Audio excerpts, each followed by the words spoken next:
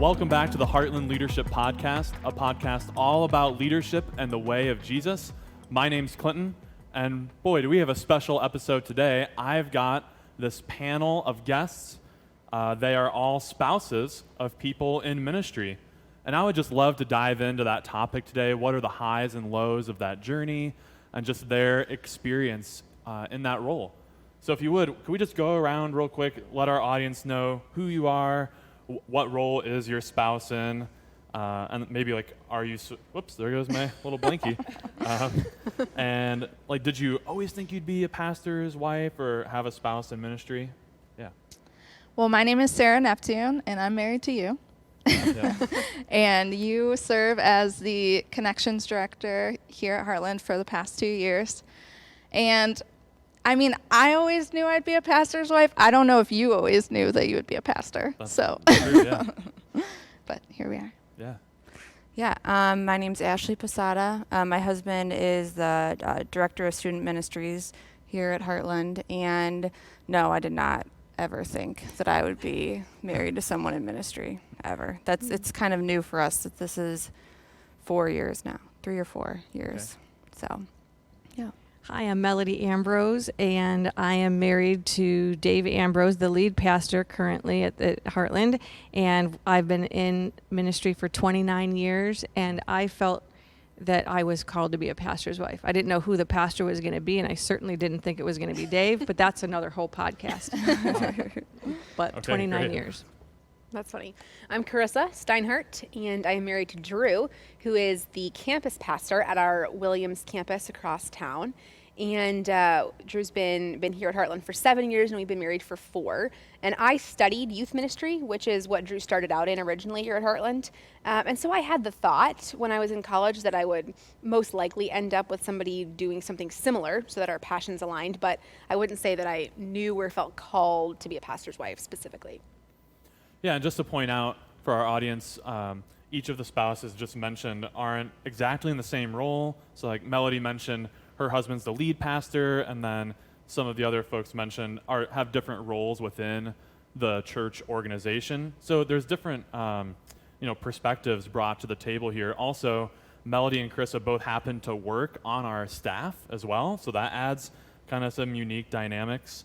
And just before we dive in, if someone's wondering like, why are you boiling down these women and their identity to just what their spouse does? They're far more than that.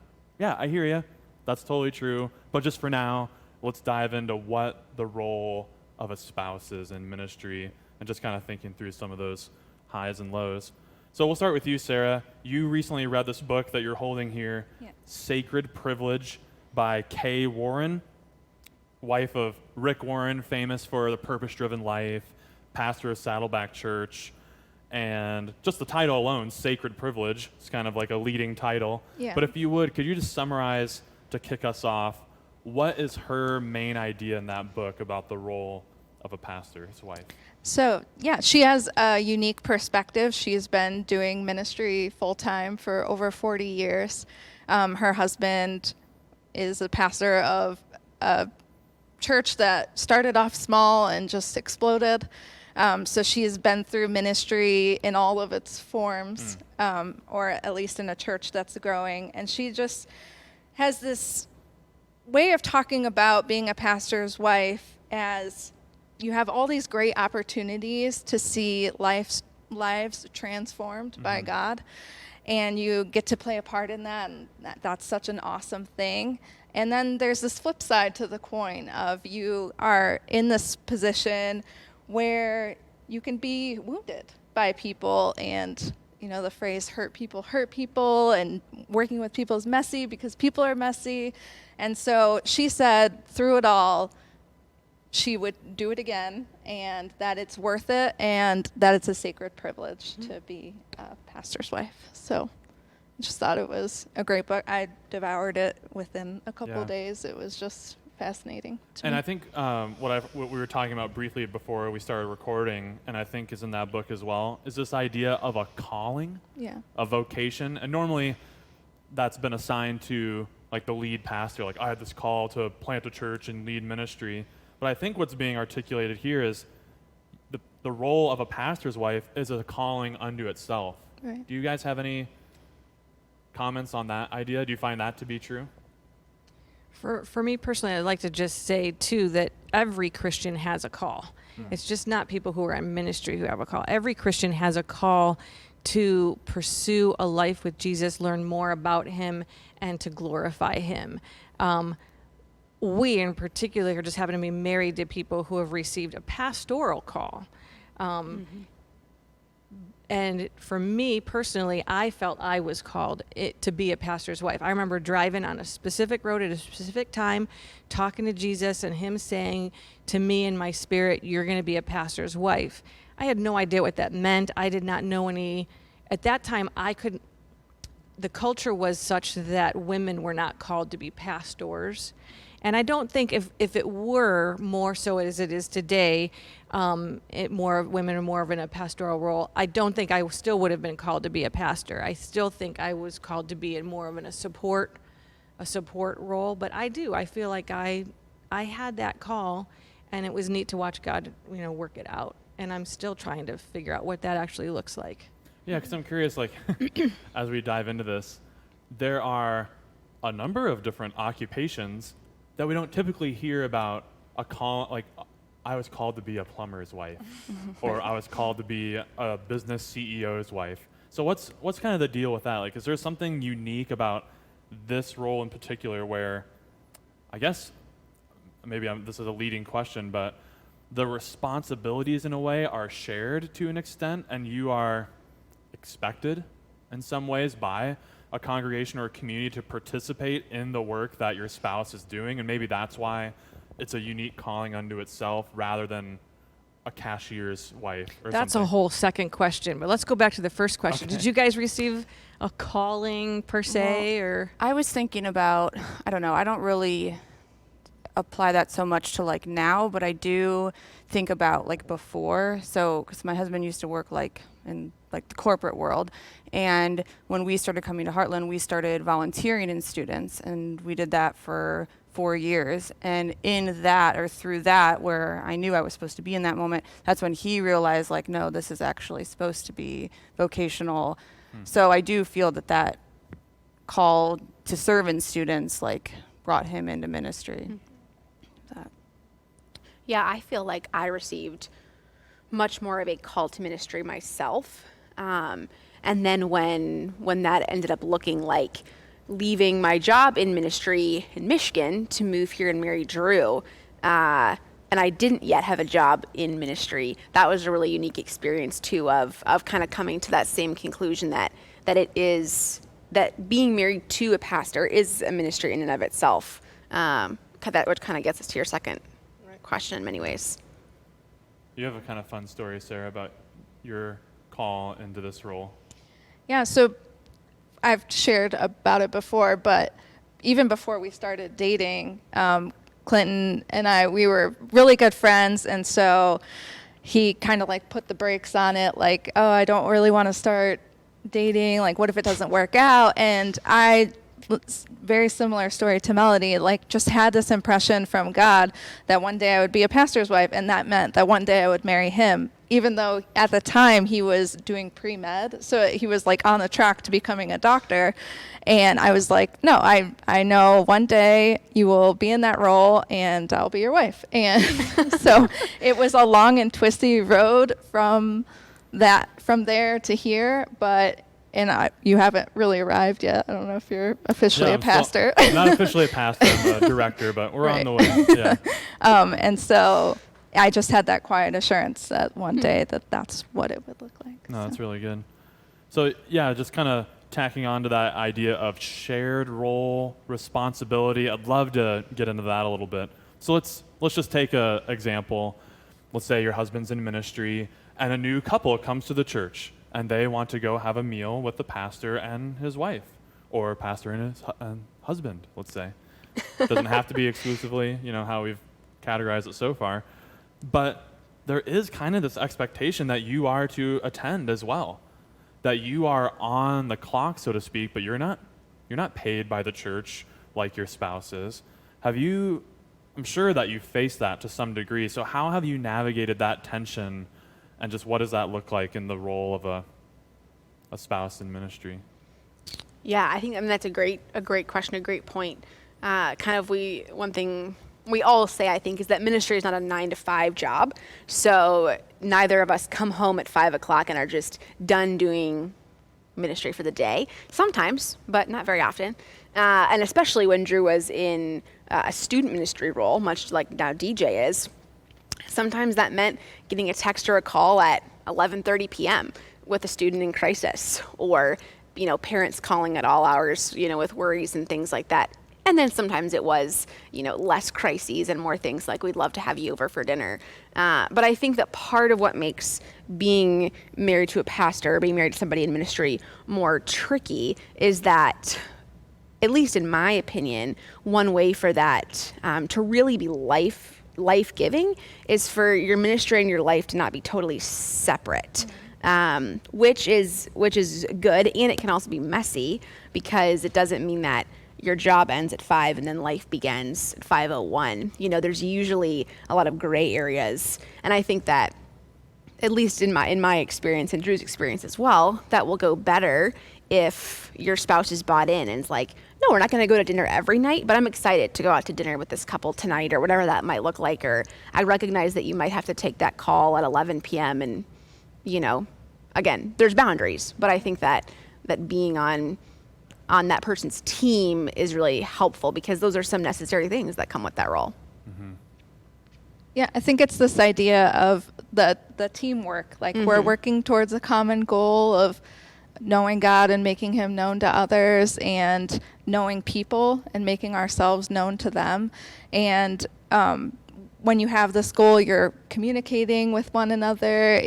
It's that whole idea of a calling. And I don't think it's just even on the spouses. I think our children are a part of that calling too. Like, we're called as a family to do this ministry that God has called us to. Yeah, and even when, just for our experience of being hired here at Heartland, in the interview process, the people interviewing us were very clear to you, like, Sarah, we're not hiring you. We don't want you to feel this overwhelming pressure that you have to do all the things, or you have to start groups or build volunteer teams. But at the same time, it does feel like there can be just a general expectation from a congregation, a community, that the spouse of the person in ministry participate to some degree. You wouldn't want them to be totally disconnected from what's going on. Right. I totally agree with Carissa and Sarah, and I thought you put it so eloquently. It is a team effort, and ministry is 24/7. And yes, Clinton, when we hired you, we made sure that all you guys felt that we were not hiring the wives, because that's not always been the case. In my experience through the 30 years, it's always been said, well, we're not hiring the wife. But even in my interview here at Heartland, we had 2 separate interviews, 2 different venues, 2 different groups of people, and the same question came up in both things. They looked right at me and said, how are you going to fill the shoes of Janie Holly? Wow. So it was my interview. The former founding lead pastor's wife. Right. They were retiring, and how was I going to fill Janie's shoes? Point blank. So it's like, so there are some expectations. There is an unwritten code that we still haven't found yet, of what we are held responsible to. So I just looked at the person and I just said, I really appreciate what Janie has done over the years. She's been amazing, and she's a good friend of mine to this day. But I'm going to take her shoes. I'm not going to fill her shoes, and I'm going to bronze them, and I'm going to hang them up in the lobby, and I'm going to work out of my area of giftedness and my call. And so that's where it's important for us to know what our call is. I'm not living out Dave's call. I have a call on my own life as a daughter of the King. What does he want from me? And we need to be, and I want all the ladies that serve with me to realize that they need to live out their call and be obedient to Christ that way, and be in freedom. Be in freedom, because it has not always been that way for me, and I know some other ladies have received criticism on this panel for certain things too. But Yeah, and we'll get into that in a second, but I really liked how you put that of the freedom to explore your own calling. And I don't know if I'm using the right word here, but a support role. You're supporting your spouse in ministry. Anyone want to share, like, what does that actually look like for you? What does it mean to provide support? Like, I don't know, just like this cliche thing of like, there's a fresh meal ready when they come home, or like, is it that on the nose stereotypical, or what are we talking here? that's in this book, 1950s, The Pastor's Wife, if Oh, goodness, anybody look at wants to this. read. Yes, Dusty you are time. to be ready when they get home from work in a dress with your makeup on, with the kids cleaned, dressed, Not in my house. Yeah. You have Yeah. your notes out, right? Yeah, I wouldn't quite go that far. Okay. But as far as for me being in a support role, I know what stresses him out. I know what relaxes him. I'm going to try, and it is a little cliche. I did try when the kids were little to try to have things picked up a little bit, because Dave is not do clutter, and that stresses him out. So I kind of wanted to help him. So know your husband, know what his stressors are, know what his love language is, and try to encourage him and support him, because the day's not done at 5. Like Carissa says, it's going to go till midnight some nights. And this is, it's a marathon. So try to help him, pray for him, definitely pray for him or her, Yeah, I think like for us, we talk a lot about how when he's got things or if he has to drop everything and go, that I can just kind of keep things going. We do have a busy house, so that's sometimes harder than not. But I think kind of like what you were saying, I know what stresses him out. So I know, if there's a retreat or something coming up, like I'm just a little more sensitive to that. And there's aspects of it that, stress him a little more. So I'll try to help talk through it with him, but also knowing then when to not ask questions and not try to help and just let him shut off, because there needs to be some separation. So it's just a balance of sometimes stepping in and giving input, and then other times just being nope, actually you should just stop talking about it today and let it be. I That's think so that's good, yeah. Yeah, I think that's key. I think the best thing we can give our spouses is our thriving relationship with Jesus. So to spend that time and be in tune with what Jesus is telling us, and he's going to allow our spirits to be more flexible and understanding, compassionate, kind, in those types of situations. Right. I know for a fact that both of our husbands were called out on Father's Day. Right. Yes. Yeah. And that's kind of yucky, Yeah. But it needed to be done, and that family needed our husbands. Right. And we needed to be flexible and have Father's Day a different day, Yes. Yeah. So. Yeah, and I love that idea, Ashley, of I'm sure that evolved over time, or it took some time to build that Oh, yeah. communication structure of when is the right time to ask those questions, because I know we've had this before. I come home, I've had some meetings all day, and you're like, so what were your meetings about? I'm like, oh no, I have to have the meeting again. Just going through all those details. Dave's So- I've already lived this once. Right, exactly. And so just that trial and error, and I've just loved your willingness to learn that as well, when to invest and ask. Maybe I do want to talk about it, maybe I don't, but it's also not all about me. I want you to hear what's going on in my world. And part of that, I would want to know too, how have you all set good boundaries? So not only with each other and knowing that, but also keeping your family and your marriage. There's some sacredness and privacy from the fishbowl that can be ministry sometimes. Any thoughts on that, or how you've approached that situation? Yeah, I recognize that it's different for Drew and I because we don't have any kids yet. And so that time that is there when we're not working is fairly devoted to us. But it doesn't mean that it doesn't get interrupted necessarily, or there aren't things that come up. And I know we talk a lot about Sabbath at Heartland. And so I don't want to beat a dead horse, but we have tried really hard, especially in the mornings on Fridays, to be very intentional with our time together. and not to let conversations turn to work as it sometimes might, like on a Tuesday night dinner or something like that. But we actually have like a set of questions that we talk through every Friday morning over breakfast in our living room. We try not to schedule anything over that time until that's done, and that's been really helpful. That's really cool. Can you give us some examples, or is it super very private? interesting. Examples of the questions? Yeah. There's like 8 of them, so I won't list the whole thing off, but some of them are like, what brought you joy this week? What was hard for you this week? What's God saying to you, and what are you feeling His Spirit leading you to do? I do not talk about work, though. I know, right? I mean, there's other things to talk about. Sometimes. Really? Sometimes it goes into like a little bit of work. But for Drew, it's typically more like something he read in a book this week. I have to dig a little deeper because I don't really read books a whole lot. But how can I help you this week? What's one thing on your mind that I could do in the upcoming week to make your week go better? Oh, wow, can you publish those Yeah, with this yeah. podcast? Can we put that? Sure. We can put that in Okay. the show notes. For Yeah, sure. it's been. That's I don't know really how cool. we found it, but that's been very good. Yeah. Yeah, I think that we just have boundaries set up like for our family. We do have kids, so we have to be like a little more rigid, but in this, like you were saying, it kind of like happens over time, but then because we've both like communicated this like priority to keep our family first, and that like home is our first ministry, and we have this respect for each other, I can say like, hey, the kids are really missing you, and it's been, with the exception of like on Father's Day, that sort of thing, which they understand, because in general, he'll listen if I say like, you just need to put your phone up and be with us.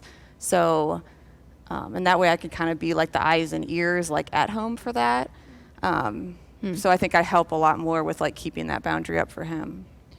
I think as much as we say that the job is demanding, it also has incredible flexibility and it has incredible perks. So I know of a lot of pastors where they have their pastoral job and then they have their family. And a lot of times the pastoral job takes over all, and then you just have a little bit for the family. Where our philosophy was just like you guys is your family is your part of your ministry. That is that is, if you fail in that, that's just wrong. You've got to do that. You've been in this for almost 30 years. Did that ever come to a head for you and Dave, where Dave was tiptoeing toward the all pastoral end, and how did you guys figure that out?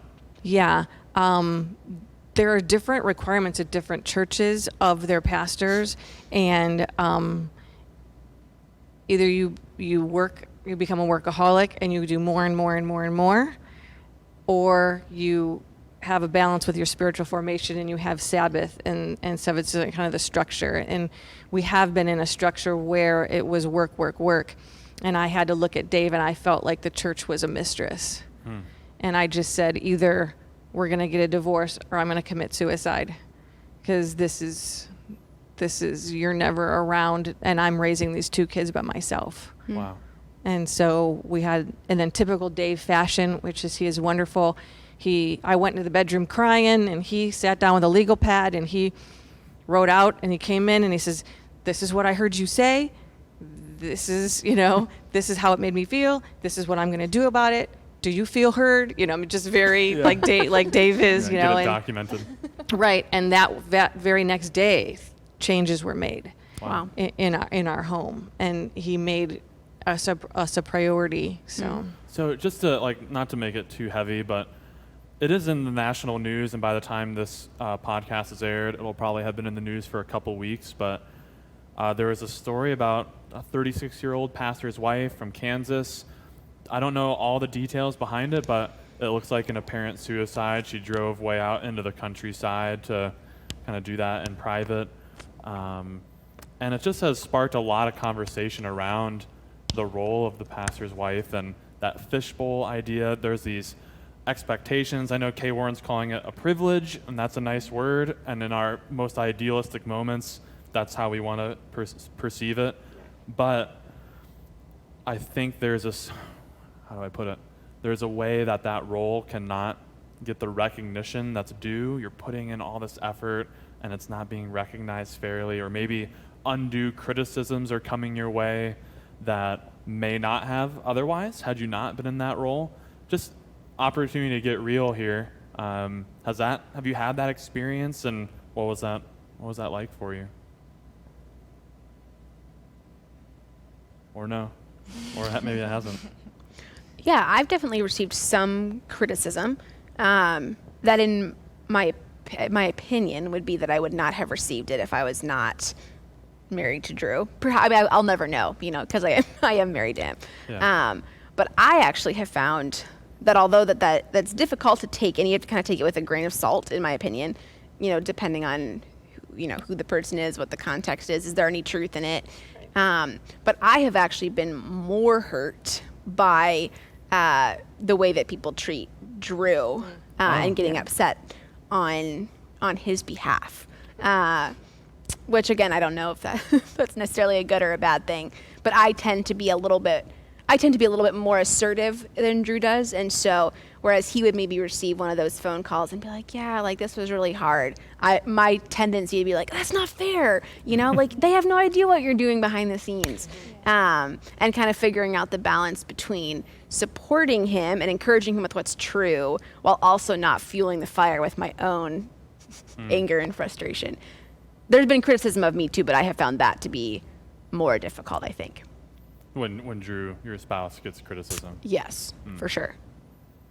Interesting. Anyone else? When my ego gets involved and I want to fight for recognition or compensation or position, then my feelings can get hurt a lot quicker.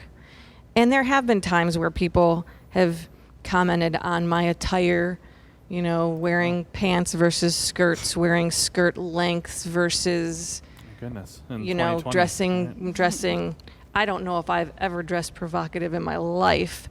Dave will attest to that, unfortunately. But I have been accused of such things. It's very hard when everybody thinks that they are entitled to an opinion because they put something in the offering plate. They're misconstruing, I'm putting something in the offering plate entitles me to an opinion versus I'm putting something in the offering plate because I want to give to Jesus. And so it is a fishbowl. And sometimes there's cats on the outside of that fishbowl. And it can be very difficult at times, but I also have to check my ego in that. And why am I fighting? Where's the fight coming from? Why am I so offended in that? Is there any truth in that? And what there's not true, then I need to let it go. And my friends and Dave help me process through that. But I will share with Carissa, when people attack Dave, it hurts. It hurts. It cuts deep. Well, I think it hurts because, obviously just because we love them and we care about them and we know how passionate they are. But sometimes for me, like the criticism hurts because it's like I'm at home, like holding everything together, in some ways making sacrifices so that he can do this job. And then, so there's another layer of like, That's true. It feels almost like a little, not personal to me, but just like, what the heck? Like our whole family is sacrificing for you. And then you're going to come and attack him like over something so silly. Most of the time silly. I think in my experience, it's just been the different expectations of different people and not feeling like I can live up to all of the different ones of who people think that I or our family or you should be. And I think that for me, as most people are wanting to please other people, that is so hard to just have that weight or that burden of, I can't meet all of these expectations. Everybody comes into it with a preconceived notion of how they were raised. How were they raised? What did the church look like for them? Or how were they taught? The way I was raised, the pastor's wife had to be sitting in the front row. The kids had to be dressed to the nines. They had to be sitting just the right way. As soon as the pastor said amen, the pastor's wife was supposed to go to the back, stand, shake hands. She should be in the choir, play the piano, lead children's ministry, all at the same time. it was intense, and I'm not that way. I don't teach, I clean. I can do that really well, but and I don't preach. It's not my calling. My calling is to be an encourager. But I find too, there's been a lot of instances where I have felt the weight of what I have called the people's expectations of me. But when I sit back and I dissect it over the years, this just takes a long time of being in this position. Looking back over the years, I'm like, did they really have that expectation? Or did I put that on them? Interesting. And most of the time, it's I had that expectation of myself, and I put it on them. Yeah. And so I've had to really wrestle with that. Even up till last year after sabbatical, I was still dealing with it. And I will deal with it because it's my junk. I take it wherever I go. Yeah. But I have really high expectations of myself that I had to really to look at, what does Jesus expect out of me? What is he calling me to be? Yeah. And what does Clinton want me to be? What does he expect or desire in me and my encouraging role? And all the rest, they can just, I don't have to bother with that, just live in the freedom of knowing that you're doing what Jesus called you to do and the way he called you to do it. And if people need more, then they can try to find a different person, and that's not really me. So. And I think it goes back to like setting those boundaries for your family, because I think that's where I'm receiving those expectations. It might just be what I think that people are thinking of me, but I mean, I stay at home. I have 3 children to care for, and I do the lion's share of taking care of the household because I want him to be open and free to be doing ministry. Thank goodness. Thank you. I appreciate that. And so I think people just assume like there's just this unlimited amount of time or energy or like emotional availability that I have for others, and like to a degree I want all of those things also, but it's in my experience there's just been these expectations of it should be at this level, and I'm like, but my priorities are here. Like all that's gravy, but my priorities are. And you're in the thick of it right now. You and then you will be going into in the next season with the little ones. I think you have to give yourself grace, and your ministry is going to look different now than it will when you're an empty nester, and you will have opportunity then to invest in that way. But right now, you're called to, this is your calling right now. It may look different. Like, 'cause when I was in your position, I wanted to run a women's ministry, and I was fighting for that. I wanted to run this women's ministry and be involved in that, and I was fighting, and it just wasn't the time. Anything you have to fight for that hard, it might be time to talk to God and go, okay, what exactly do you want here? And I just think you have to give yourself grace to be where you're at and to work in your capacity where you're at. There will be time later for other things. Yeah. I love what Melody, you and Sarah kind of alluded to both, is just this sense of like, we also, I think, need to be really careful to check our own egos, to not just brush everything off. It's like, well, they're just saying that because I'm a pastor's wife, but also be humble enough to realize that there probably are things, both in our reactions to things or in our reactions to how our spouses are treated, that do need to be checked. And so I think it's a balance. And so I love what you said too about just making sure that my ego doesn't come into it, and that instead I'm looking at it and holding it all with open hands. Constantly surrendering. Yeah. My false self. So in light of all this, just as we wrap up, how would you feel like most cared for by a congregation? How could a church show their support for their pastors, wives, and spouses in ministry? I've had parents like when the students will go on trips. I've had a couple parents that have like offered to bring meals for the kids and I, because if he's there with their kids for a week, that means that I'm home alone. So that really just means a lot, just that they're thinking or acknowledging, me, and that, what goes along with that. And like when we've had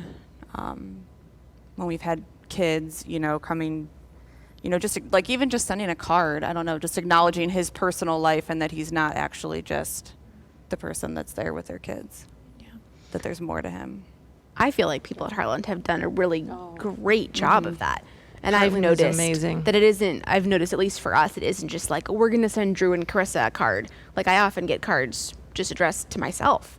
And like yesterday, somebody gave Drew this little, like, disc golf themed baby onesie, but then they also had a gift for me. And it's not that it's about cards or gifts, but just that, like, that little acknowledgement that, like, Carissa is also a person. I know it's so little, but even those things, I think, communicate a lot. Yeah, it does. I totally agree with that. Mm-hmm. Yeah. I had a couple things written down. Yeah, please. Yeah. If you're going to give me the mic, I'm going to use it. Yeah. I put down, realize it's ministry is more than just preaching on a Sunday. It's hard when everyone is criticizing and has an opinion. We are human, and it hurts when our husbands are criticized. We have our own call, distinct from our husbands, and we would like to pursue those. Our kids are not going to be perfect. Please show grace to our kids. They have to come into their faith themselves at their own time. Please don't treat them any different. Oh, that's a huge whole aspect that we didn't talk about yet. But yeah, being judged for how the kids are behaving. You're just on this pedestal in a way. People have elevated you, and if your kids are misbehaving, you're singled out more than And just our- a normal. and our Like kids they are should know better. Yeah. And our kids are singled out, held to a different standard. So please don't hold our kids to a different standard. Let them come into their faith. Help them come into their faith. Support them, mentor them, encourage them. Don't treat them different. Don't label them. It's hard for them. And they need to come to their faith. I think that was all I had. That's good. But yeah. Yeah, and just to sum up that idea, sometimes we'll say in our new members or people that are coming to the church, I love how Dave puts this. He'll say, like, everyone's entitled to opinion, but just know that your opinion doesn't matter that much. And not to say like that you shouldn't vocalize that at times, but ultimately we're trying to look at what God's leading us to do, and we're not going to move heaven and earth just for your little opinion. You've been here for 7 minutes, and we're going to change. I mean, everything and if we it's do. over the kingdom, and if it's an opinion of a kingdom, that's great. If it's an opinion over the length of my skirt, Right.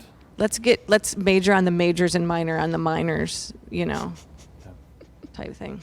I was going to say that one of the ways I would feel really supported is just by praying for us. Like, I think that, we're just people too, and we're trying to do this thing and raise our family, and we would just really appreciate the prayers. That's a great word. And I would say Heartland is amazing. For sure.